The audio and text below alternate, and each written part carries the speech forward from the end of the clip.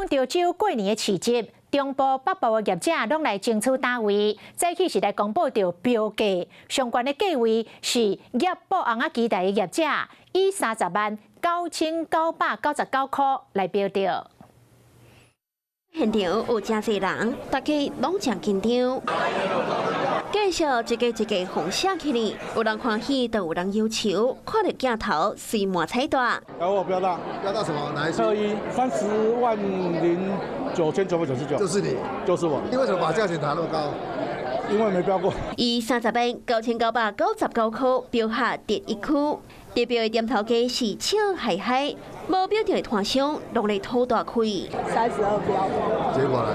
全军覆没，有高到5万的也是失败了。没有，全军覆没，等看有没有适合位置可以买。比今年的标价加5-6万，小尾狗又完是一场空。今年720点钟，屏东潮州村一个限定市集，除了有在地厂商参加，就连中北部业者也加入竞争。你逐年拢有对嘛？较早？有，逐年拢有对。今年谁哪个？你感觉？标金写侪伤过少，所以就无对啊。今年经济统计，拢总有490位投标，比去年加43%。而且阿标的保证金总数也创下新高，来到1131万。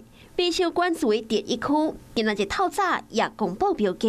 85封的投标单，那去年是57封，所以它增加大概30%。所有的投标单价都大概比去年多了1成到2成，甚至还有3成的，所以平均起来会比去年大概多了2成。以第一区来讲，721年相关的标价是38万8，也过因为疫情停办。 去年超是20万，今年开标的结果，标价比去年加10万块左右。参加投标的厂商，标价是一年比一年较高，可见大家拢想要抢这底存在的商机。